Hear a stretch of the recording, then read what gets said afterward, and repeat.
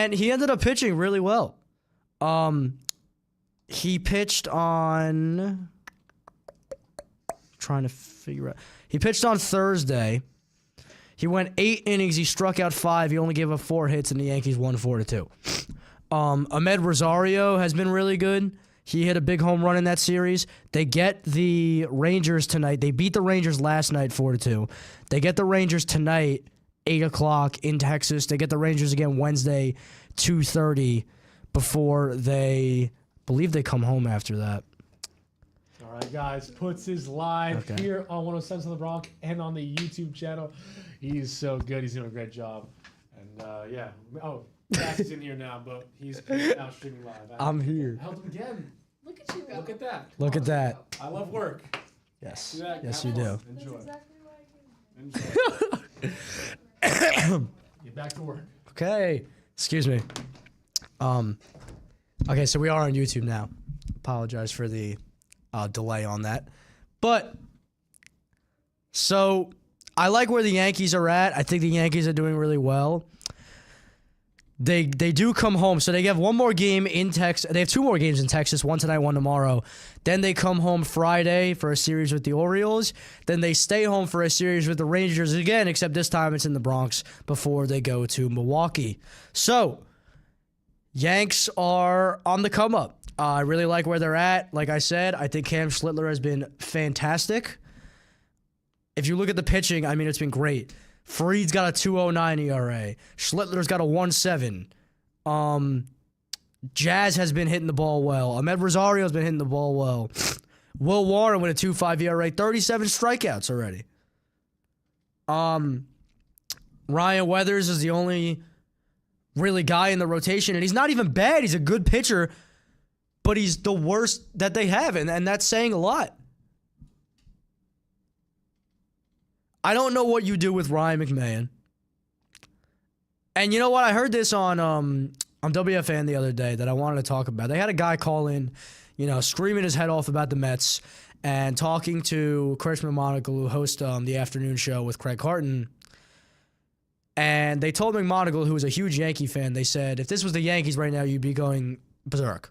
If the Yankees were the team that was in a 12-game losing streak and continuing to play the way they are. And honestly, we're never going to know that. Yankee fans are never going to know that because it never gets this bad with the Yankees. I've never really seen it get this bad with the Yankees as it is with the Mets right now. So we don't know how Yankee fans will react. We're never going to know how Yankee fans are going to react because Yankee fans aren't facing this. Yankee fans aren't going to face it. So it's a big upgrade from the Mets to the Yankees at the moment. And yeah, I mean, I'm definitely concerned about the Mets. I don't really know where you go from here if you are the Mets. It's so disappointing because they come into the season looking so good and they struggle. And they come into the season on paper looking like they're going to be decent, and now they're dead last in the NL East. They're behind the Phillies. Even though the Phillies have the same record, they're actually sitting behind Philadelphia. Phillies do play tonight as well. The Phillies are playing San Francisco. So, Phillies have Luzardo pitching. But yeah, I mean, you have Holmes tonight, who's been okay. But there's not a lot on this team. I mean, Soto came back, and Soto's been great this week since he's come back. But with Soto coming back, we lost Lindor to a calf injury that was actually worse than Soto's. When I first heard calf injury, I figured it was going to be similar to Juan Soto's, and I figured he would be back in a couple weeks. Now they announced, I think it was Monday or Tuesday they said it, that he's going to be out for at least a month, if not more. So the Mets are in deep water right now. The Mets got big problems. Besides that, Knicks take on the Hawks tonight, Game 5 at the Garden after a horrid, devastating Game 3 loss.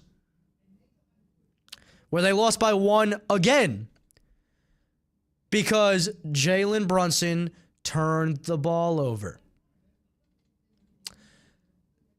Mike Brown relied on Jalen Brunson to play hero ball yet again, and it failed him. And the play, I don't know what the play design was on that last play of Game 3. Listen, granted to the Knicks, they fed Cat the ball. They were actually able to come back. I'm pretty sure they were down like 14 or 15, something like that. Forget what the exact deficit was, but they made a big run and they actually came back. They took a lead because they took a lead, and then they blew it because on the last play of the game, Mike Brown sat in front of his clipboard and I saw a meme where he drew a stick figure of Jalen Brunson and just said, shoot the ball. I thought that was pretty funny.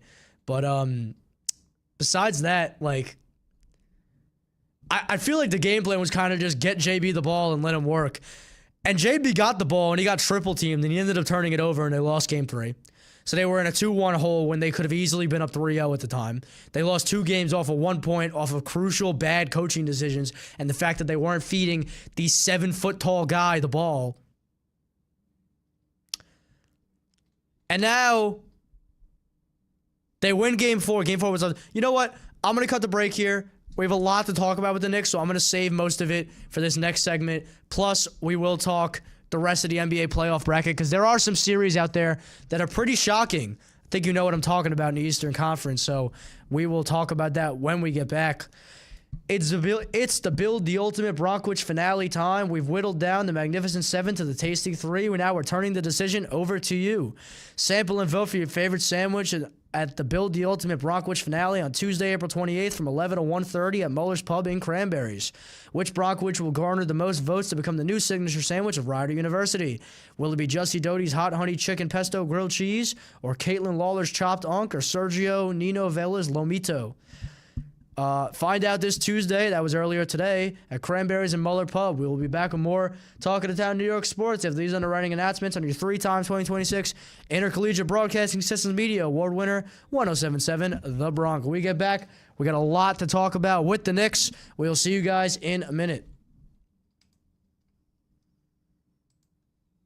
I may be getting older, but I still like to have my lunch packed with love. Grow up! Loser! I know. It's something I should probably grow out of. But who would want to give up the Bronx lunchbox? Oh, well, when you put it like that. I get it now. Underwritten by the hashtag #GetForky Hospitality Group. Weekdays from noon till 1, everyone can take their lunch break with the Bronx, with each day featuring your favorite restaurants, paired with a different genre of music. From Mi España's authentic acoustics to More Than Q's smokin' throwbacks. To Osteria Procaccini's live slices, Pennytown Pub's local sound bites, or PJ's Pancake House, bacon, eggs, and covers. It's fine by me to dine in with the Bronx, especially when they're catering with a custom-made playlist to make sure my lunch break actually feels like a break. So let's kick back and grab a plate, because 107.7 The Bronx is making sure your lunchbox is jam-packed. Don't miss the Bronx Lunchbox every weekday from noon till 1. For more information, go to 1077thebronx.com/Bronx Lunchbox. 107.7 The Bronx and 107.7 The Bronx Retro's excellent egg hunt is underwritten in part by Josh Harry Travel.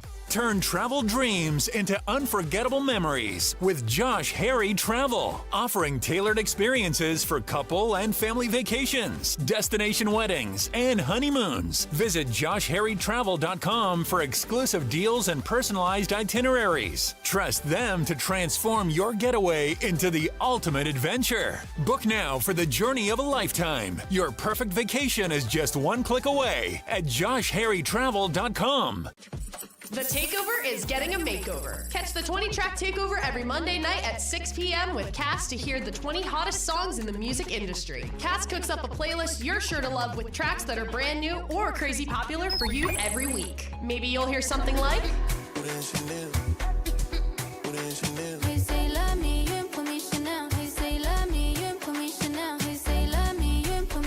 Oh, and I know this one is trending.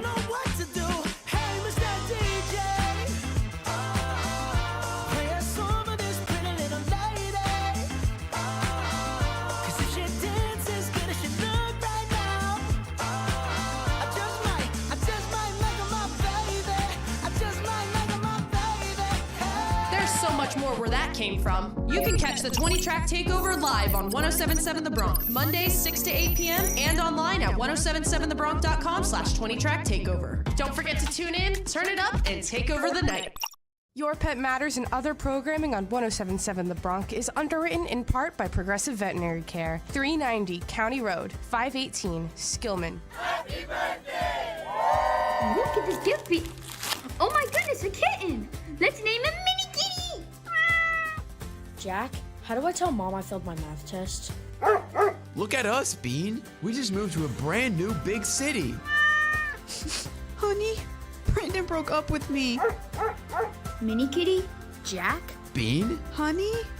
Are you okay? Our pets are there for us when we most need them, so why not thank their unconditional love with unconditional care? At Progressive Veterinary Care, Dr. T's incomparable, compassionate, and dedicated team of veterinary caregivers are there to help your pet live a healthy life. Their progressive approach to veterinary medicine and curbside protocol provides your pet high-quality medicine and service, and their pet parents peace of mind. For more information about Progressive Veterinary Care's commitment to pet medicine and your pet online, it's progressiveveterinarycare.com.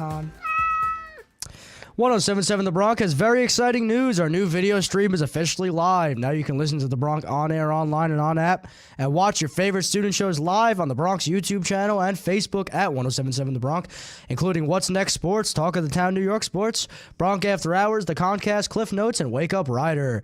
Keep it tuned to The Bronx to listen to and watch your favorite student shows. Welcome back to Talk of the Town New York Sports on your 5-time National Association of Broadcasters Marconi Radio Award nominated station, 1077 The Bronx. So, like we were talking about right before the break, we were talking about Game 3 and Game 4 of this Knicks-Hawks series.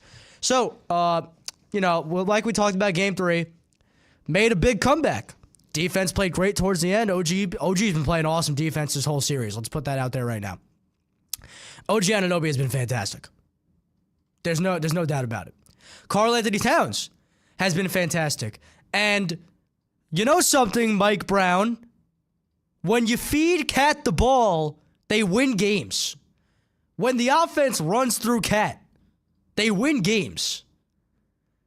In Game 4, Cat had a triple-double. Guess what? They won by 16. Why are we not running this offense through Cat more often? I love Jalen Brunson. I think Jalen Brunson's a fantastic point guard. I think that the offense run through Jalen Brunson is good. But if it's not working, and you have a center or a power forward, because Mitch is Cat does start out at the 5, actually. If you have a center, power forward, whatever you want to call him, that's basically injecting life into this offense. Why are we not using him more? Because in Game 3, you kind of tried to run it through Brunson, and it worked for the comeback. But then at the end of the game, if you rewatch the clip, I wish I could play the clip and it would show up on the radio, but obviously it's not going to work. But if you watch back the clip from Game 3 where the ball gets inbounded on the last play of the game, Karl Anthony Towns is wide open. Like, wide open. When they inbound it to Brunson, he's wide open. Brunson goes on to get triple teamed. He gets forced to chuck the ball, which leads to a turnover. Kuminga picks it up, and the game's over. And they lose Game 3, and they take a completely unnecessary 2-1 deficit. Okay, they win Game 4. Game 4 was awesome. But this series shouldn't even be 2-2. The 2 games they lost. Okay, the 2 games they lost. Game 2 was by 1 point where Mike Brown made a bad coaching decision, didn't put Jalen Brunson in until there was, I think, 4 or 5 minutes left in the game, and the rotation up to that point was like Alvarado and Clarkson, which isn't good enough. Okay? And not that those guys aren't good. Alvarado has been great. Clarkson's actually played pretty well. But you don't put these guys in with 7-8 minutes left in a 10-point game. You put these guys in When, like in game 4, you have a comfortable lead and you're up like 100-75 or whatever it was. That makes sense. Or if you want good defense, you could throw Alvarado in the lineup. Cool. But he messed up in game 2 with that. Game 3 got messed up because even after they came back, they relied too much on Brunson to get the hero bucket at the end of the game. And they ended up losing by 1. Also, McCollum killed him that game. McCollum absolutely fried him that game. And that's why they lost. So the last home game that they played was game 2. They did lose game 2. But I think going into tonight, and I will be at the Garden tonight, I want to throw that out there. I am ecstatic. This place is going to be shaking. This place is going to be absolutely shaking, and it's going to be amazing. I want to throw out there that I think the game tonight will go well. You know, they're coming home. They're coming home after a massive win in game 4. And now you have the home crowd behind you, not just any home crowd, but a Knicks home crowd in Madison Square Garden, the best arena in the world, the most famous arena in the world. The place is going to shake. And now you're coming into the Garden after, like I said, after a big win in game 4. Now you're tied 2-2 when you shouldn't even be tied 2-2, but that's a story. That's another story that we just talked about. You're tied 2-2. You're home. You just completely dog walked Atlanta on, what day was it? Saturday? Sunday? Saturday. Right? Yeah, Saturday. Completely dog walk Atlanta on Saturday. Now, if you run the offense through Karl Anthony Towns like you've been doing, if Jalen Brunson continues to play how Jalen Brunson's been playing, despite some of the hero ball antics, if OG's been awesome. Can we talk about that for a second? OG has been fantastic. I mean, the defense has been great. He's hit a bunch of big threes. I think he had like 21 last game? Something like that. I'm going to look it up now. I believe he had I think it was 21 last game.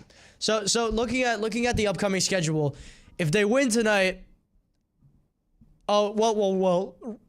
regardless of if they win or lose tonight, they're going to Atlanta on Thursday night. We don't know what time that game is yet.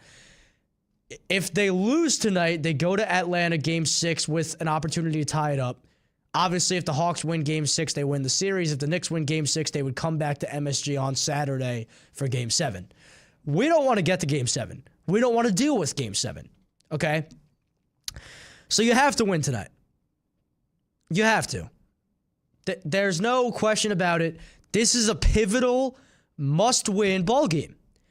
And I know in the grand scheme of things, it's not a must-win because you could still come back from being down 3-2, as it's happened many a times in every sport. But that doesn't concern me. I want to blow this team out of the water. Okay, and you saw it in Game 4 that they're capable of it. So my keys for tonight is A, you have to play fantastic defense on CJ McCollum. Do not have Jalen Brunson guard CJ McCollum. Jalen Brunson looks like a traffic cone when he guards CJ McCollum. He doesn't move, he can't play defense, and he gets toyed with the whole game. Last game, even the game they lost, McCollum came away. McCollum had only 17 in the game they lost because they had OG on him at a couple times. They had Cat on him at one time, I think. But then the game they won in Atlanta, game 3, McCollum had 23. So the keys for me, and I will be honest, and I will take the fault here. I will bite my own tongue. I said the Hawks have nobody that I'm scared of except for Jalen Johnson. Meanwhile, CJ McCollum has actually played much better than Jalen Johnson in every game of this series. But I'm still, Jalen Johnson is still good. So my keys to the game are, you have to contain CJ McCollum. I would like to see Anunoby on him for most of the game because I think that he's the best available to guard McCollum.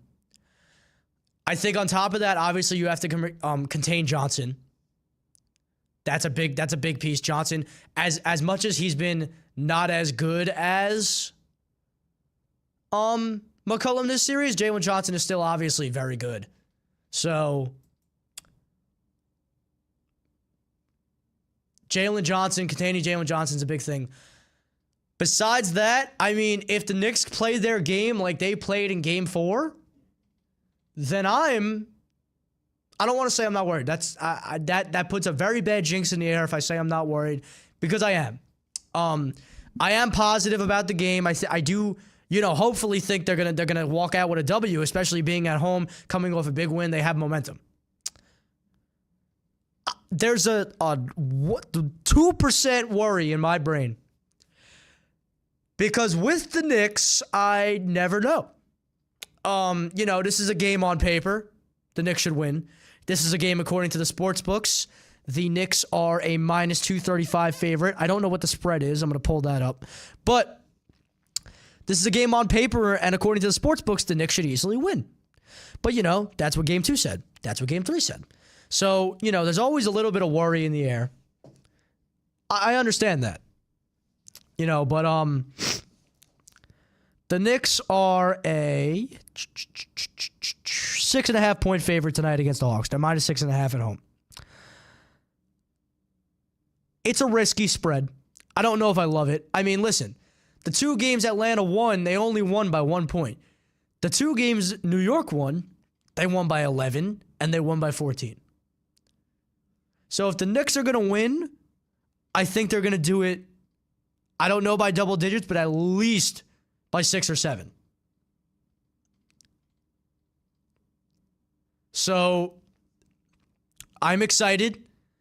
I think this place is going to rock tonight, and I'm more than ecstatic that I'm going to be in the building to hear it rock tonight. And yeah, I mean, I have one concern, and it is Mike Brown. I saw stuff on social media. I don't know how true it is. I've been told that Brown is on the hot seat regardless of if they win the Eastern Conference. And it's solely due to just kind of his attitude. He made some bad rotation decisions in games 2 and 3. And on top of that, the quote he said about, I don't think we're going to win it. Is that what an NBA coach says to their guys? I don't think we're going to win it, or I don't know if we're going to win it, whatever he said. I'm going to pull up the clip because I need everyone to hear this. I thought this was absurd. Once we get past this clip, I will go into the rest of the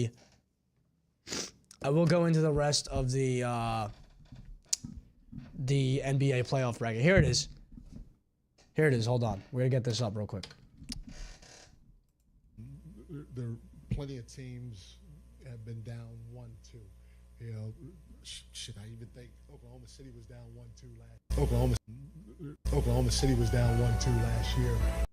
There are plenty of teams have been down 1-2.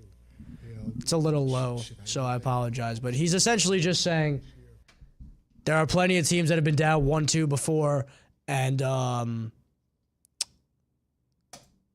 they've came back. And his quote was, "I'm not saying we're gonna win it or anything like that. I'm just saying that teams have been down 1-2 before."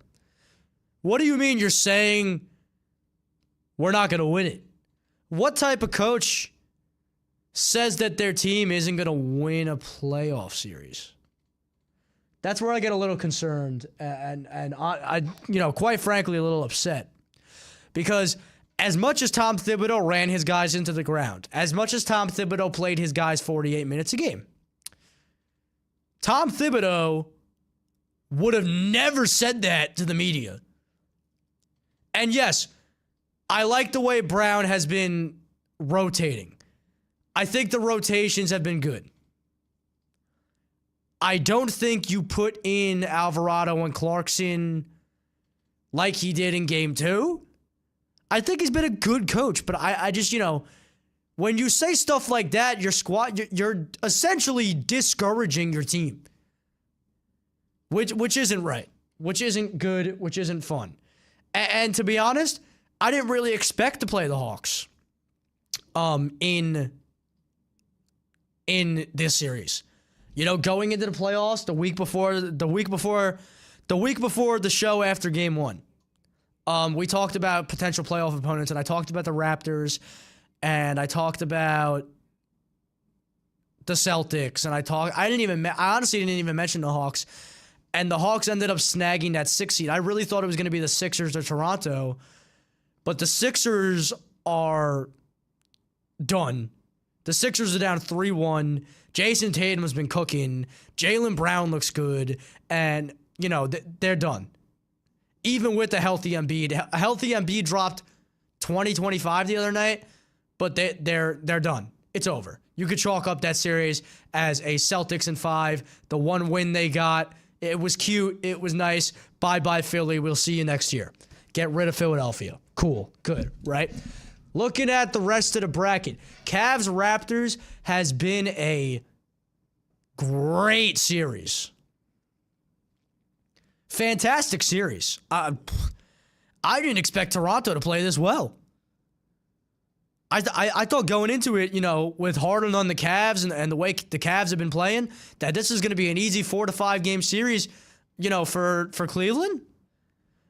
To look at Toronto, man. Scotty Barnes has been playing well. Brandon Ingram played great in that last game to tie up the series at 2. They're going to Cleveland, I believe, on Wednesday. On top of that, the Magic are up 3-1 on Detroit. OKC swept. You know what? Let's focus on the East, and then I'm going to get into the West. So the Magic are somehow up 3-1 on Detroit. This is insane. So the way the series has gone, I believe it was I believe Detroit won game 1, and then the Magic won 3 in a row, unless I'm incorrect on that. But shout out to the Magic, man. I mean, really cooking. Yeah. So the Magic won game 1. The Pistons tied it up at 1-1, and most people thought, all right, Pistons tied it up. It was a fluke game. Now we can go back out, win the series in 5, right? Magic have won 2 in a row. And now Detroit and Cade Cunningham are on the ropes tomorrow night in Detroit. And Detroit is now forced to come back from a 3-1 deficit, which is insane. The number 1 seed in the Eastern Conference is against a team that played in the play-in. Thank you. So I'm shocked. I am hoping the Magic win because I'm unsure if I'm pretty sure the NBA is already preset with the bracket. For a second, I did think that the Knicks would play the lowest remaining seed. I'm going to be honest, I don't think that's how it works. I'm pretty sure that's how it works in football and baseball and even hockey. But I'm staring at the ESPN bracket right now, and I'm 90% sure that the winner of Magic Pistons is going to play the winner of Cavs Raptors no matter what. I'm pretty sure that's not how it works. I was going back and forth with a few people about this because I'm really unsure. There's a good chance, and they're probably going to play Boston if they get past Atlanta. I should say when they get past Atlanta, but I don't want to have that level of confidence yet. But the Celtics are looking like they're going to win that series, right? Knicks, Hawks, obviously we've been talking about the whole time. Besides that, like I said, Cavs Raptors has been great, and Pistons Magic 3-1. So Celtics are coasting to the second round. Knicks are not coasting, but they really should be. I don't really know what happened in those 2 games. I love the Raptors. I'm gonna be honest here. I think the Raptors are such a fun team to watch. Like, genuinely, I think the Raptors are such an entertaining team. I think Brandon Ingram's entertaining. I think Barnes is entertaining. I really love what they're doing in Toronto. And I hope they take down the Cavs because I want to see the Cavs go down. I like Harden. I love Harden. I don't like Donovan Mitchell. I was about to say I don't like Darius Garland, but he's a Clipper now. He got traded in the Harden deal. And I like the Magic too. Why not get the 18 Magic in a round two? That'd be nice. So the way it looks is the Magic, if they win, would play the winner of Cleveland and Toronto, which I'm hoping is Toronto. And that would be a fun matchup, honestly, seeing Orlando and Toronto. Like, I really think that would be competitive. And then the Knicks-Hawks, the Knicks would probably play the winner of Celtics-Sixers. On the Western side, OKC did sweep. OKC's going to round two. Anybody shocked? Anybody surprised? No, right? Makes sense. Lakers-Rockets, I was wrong. I picked the Rockets. You could sue me. I was wrong. I picked the Rockets. I should have picked LA. I should have picked LA. I did not expect LeBron James to play at this level at his age and without Reeves or Luka Doncic. And then Kevin Durant misses 3 games. And the Rockets are in a commanding lead, and I honestly thought they were going to sweep on whenever that game was, whenever they played their last game. I forget when that was. I think it was 2 days ago. I think it was Saturday. I really thought they were going to sleep. They didn't. But, yeah. So, yeah, I mean, we will talk more about the bracket when we get back. Okay. 107.7 The Bronx, first ever Build the Ultimate Bronkwich contest was a campus smash. Hundreds of riders, students, faculty, and staff stopped by Muller's Pub and Cranberries to try Jussie Doty's Hot Honey Chicken Pesto Grilled Cheese, Sergio Ninovella's Lamito, and Caitlin Lawler's Chopped Unk. In fact, the Rider University chowed down on 600 sandwiches in an hour and 20 minutes and casted over 700 votes to determine who built the ultimate Bronkwich. Listen to Wake Up Rider this Thursday, April 30th at 9 a.m. to find out who won their sandwich on the menu at Muller's Pub and the Yo Cuz food trailer. Plus that amazing Royal Caribbean cruise to the Bahamas from Josh Harry Travel. We will be back with more Talking to Town New York sports after these underwriting announcements on your 3-time 2026 Intercollegiate Broadcasting Systems Media Award winner, 107.7 The Bronx. I have a lot more to talk about in the Western Conference, in the NBA, and I guess I can go into the NHL a little too. We'll be back in a few minutes. Okay, it looks like we've landed on what the Earthlings call a college campus. The mothership gave us voice changes. Turn yours on. Excellent.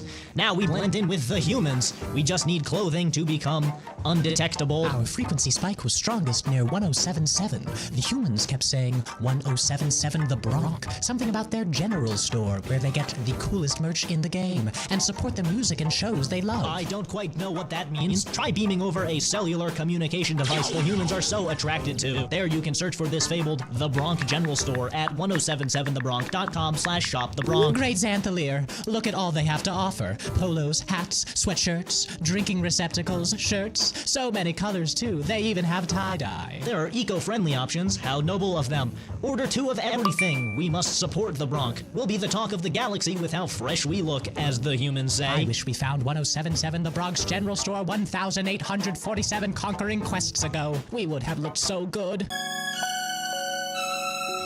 Ever wonder where 107.7 The Bronx can take you? On Alumni in Action, Owen McCarron and Owen Nelson sit down with Rider graduates who've turned their college experience into something bigger. Leaders in media, content creators, industry changemakers. We talk about the moments at 107.7 The Bronx that shaped them, the risks they took in their careers, and what they learned back then that made them the media professionals they are today. These are honest, inspiring conversations with people who once spoke in the same mics you do today. From Cranberries to Kroner, Rider Rock to the commencement stage, there's a new episode the first Sunday of every month with encore episodes weekly at 8 a.m. Or watch the videos on our website at 1077thebronx.com/alumni in action. Tune in to hear how Rider alumni are making their mark with new episodes every Sunday at 8 a.m. One story at a time. This is Alumni in Action. Rider University's campus traditions are underwritten in part by Rider's Arts and Entertainment Industries Management. Spring's in the air. Celebrate the arts and let the creative spirits fly with Rider's 13th annual arts festival, Spirit Beast 26, on Friday, May 1st from 3 to 8 p.m. Explore your creative side outside on the campus green with hands-on activities, live performances, and delicious food. This is a great opportunity to show off your creative talent or just sit back and relax with a variety of arts and crafts before finals. Try something new, collaborate on projects with friends, and create something meaningful. Don't miss one of Rider's long-time end-of-semester campus traditions. Come on out to Art Beast on Friday, May 1st from 3 to 8 p.m. on the campus green by Cranberries. Spirit Beast 26 is a free event open to everyone. For more information about this year's Art Beast event, go to their Instagram page at rider.aim. That's Spirit Beast 26 on all socials at rider.aeim. 1077 The Bronx campus traditions are underwritten in part by Rider Dining Services. We are beginning our descent into daily dining hall. Expect some turbulence as we land at Rider University's most delicious campus destination, filled with never-before-seen meals and exciting deals. If you haven't heard, Daily Dining is serving up special offers this semester designed to take your taste buds around the globe. No plane ticket required. Grab your passport and visit the world with flavor right at Daly's. Each visit guarantees a new culinary experience. Collect all the stamps by the end of the semester and enter a chance to win a $100 gift card. Don't believe me? Go to the big shop located in the dining hall to get your passport stamped and start your journey. Try diverse flavors from around the globe, including France, China, Nigeria, and more destinations still to come. Explore what the world has to offer one flavor at a time. You can find more delicious events like these through the Dine on Campus app or by following Rider Dining on Instagram at Rider_Eats. Mornings are always better when you tune into 1077 The Bronx, two-time IBS Media Award-winning best morning show, Wake Up Rider, Monday through Friday from 8 to 10 a.m. Join Sophia, RJ, Ellis, Brian, Lathan, Brandon, and Sheer for 2 hours of fun and games, including the Monday Morning Hangover, underwritten by McGuinn's Place, and the all-new Morning Bagel Run and Jewelry Display, underwritten by Caesar's Bagels and Deli and Peroni's Hidden Treasures in Mercerville. Go to 1077thebronx.com/wakeuprider to listen live on air, online, and on app, and to catch up on past episodes. Welcome back to Talking to Town New York Sports on the Princeton Review's number 18 ranked best college radio station, 1077 The Bronx. So, we got about 8 minutes left on the show today.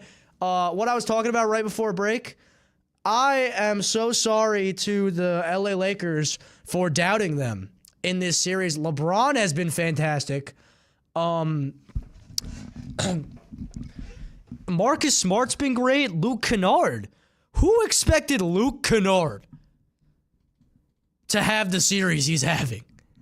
Still in the West, Nuggets, Wolves. Nuggets are up 3-2. Wolves are up 3-2. After Ayo Dosunmu had that insane 43-point masterclass of a game in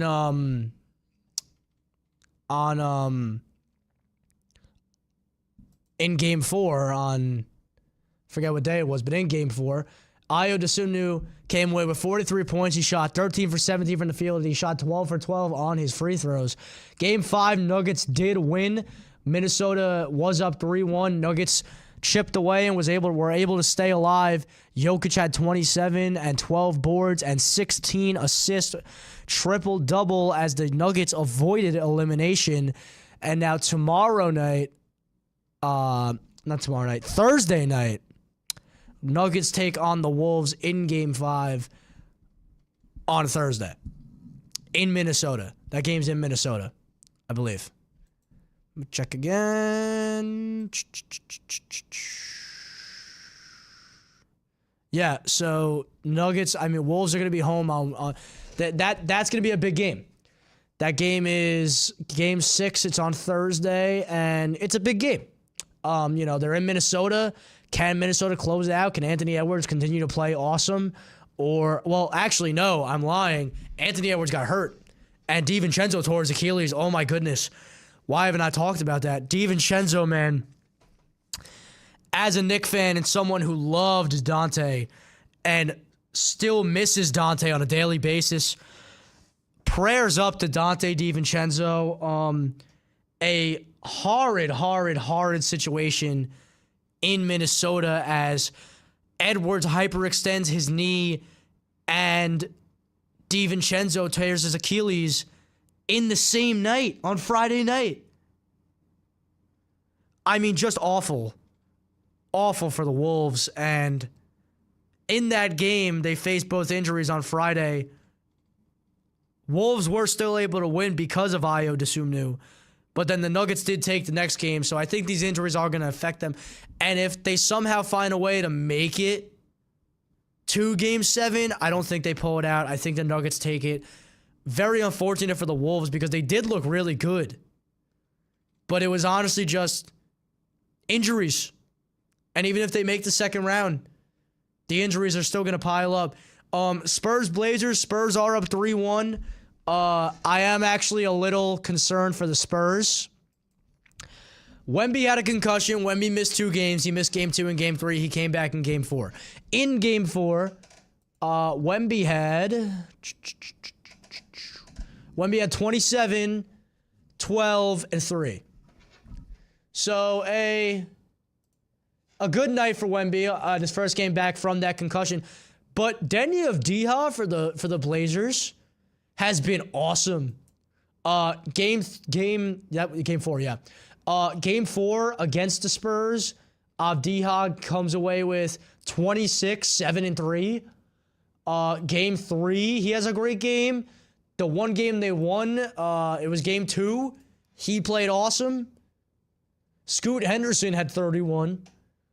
And Avdija only had 14, but, he contributed in other ways. Avdija has been awesome in every game in his series, and I think the Blazers have a really bright future.